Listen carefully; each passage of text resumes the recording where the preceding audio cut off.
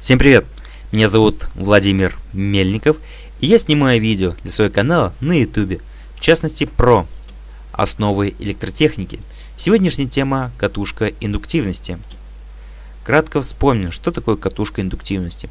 Катушка индуктивности – это радиоэлемент, имеющий спиральную обмотку и способный концентрировать в своем объеме или на пластине электромагнитное поле, сокращенно ЭМП. Катушка индуктивности служит для постоянного и переменного тока разных частот, называют дроссели. И вот самый простейший вид катушки индуктивности с ферромагнитным сердечником.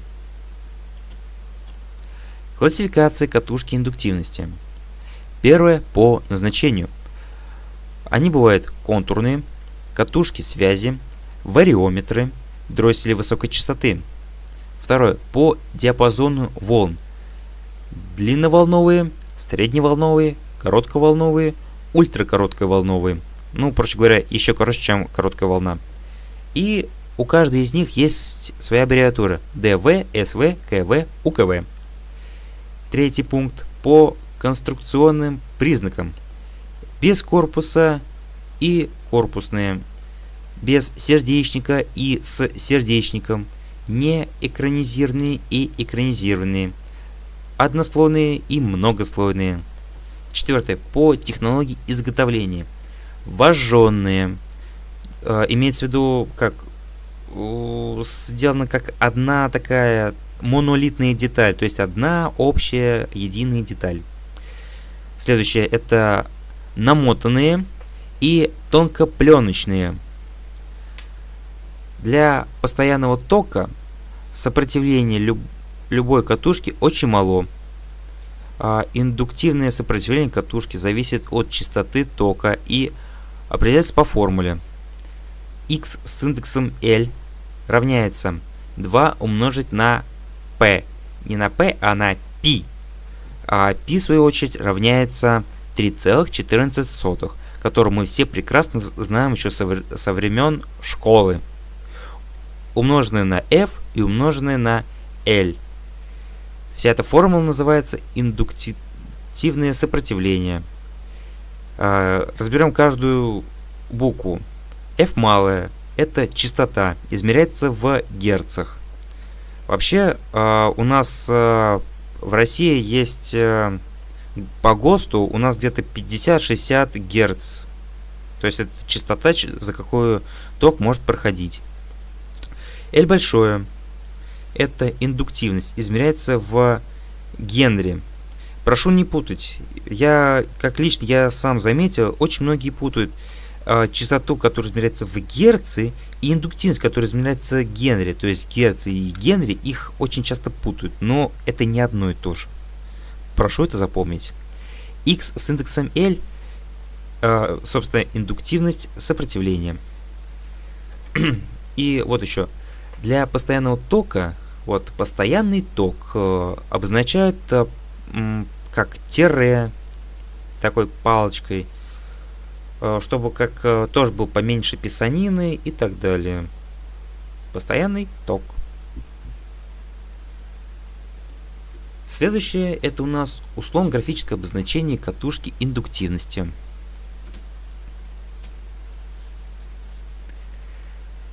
Вот так выглядит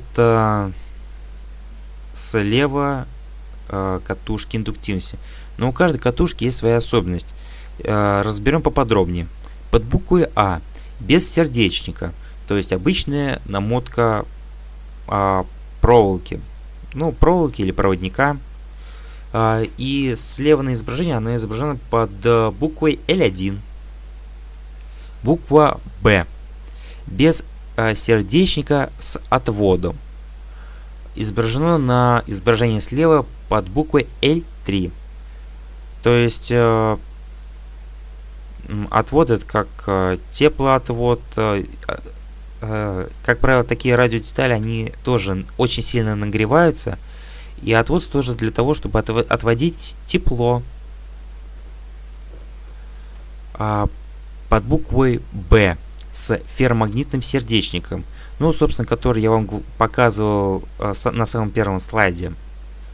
И изображен он схематично под буквой L4.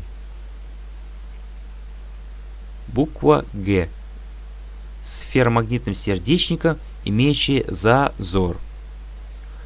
Изображен под номером L5. Буква Д с ферромагнитным сердечником с подстроченным. Он изображается под буквой L6. Под буквой Е с немагнитным сердечником, но подстроченный. Схематично он изображается под буквой L2. Обратите внимание, нету, конечно, такого значка, как в предыдущем номере L6, но зато есть такая точечка. Таким образом, мы отличаем одно от другого. И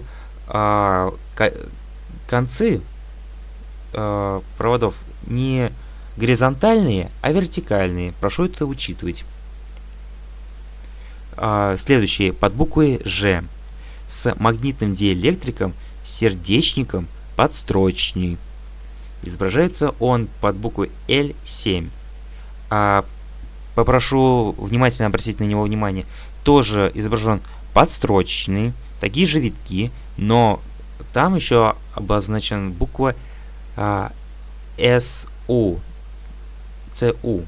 Это такая разновидность маркировки. Ну, в основном все. Подведем краткие итоги.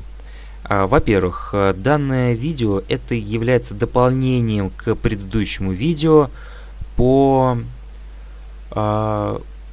индуктивности. Что такое индуктивность? Это возникновение электрического тока, который идет от источника электрического тока к потребителям. Еще дроссели. Самые простые дроссели, широко распространенные, они проводят постоянный ток и оказывают большое сопротивление переменному, о чем я, собственно, рассказывал в своем предыдущем видео. Дальше. Сами дроссели или катушки индуктивности. По сути, их называют по-разному, но функцию они выполняют все одну и ту же. Так вот, катушки индуктивности предназначены для концентрирования электрического тока. То есть это как сила тока. Что такое сила тока, я уже рассказал в самом первом видео. Напряжение и тому подобное. Также мощности. Вот. Ну на этом все. Всем спасибо. Не забывайте подписываться на мой канал. Пишите комментарии. Может, есть у кого-то какие-то вопросы, обращайтесь. С удовольствием их прочту. Не забывайте поставить пальцы вверх, они же лайки. И поставьте, пожалуйста, колокольчик на моем у себя на YouTube, чтобы не пропустить мои новые видео. Ну а на этом все. Всем спасибо и до новых встреч.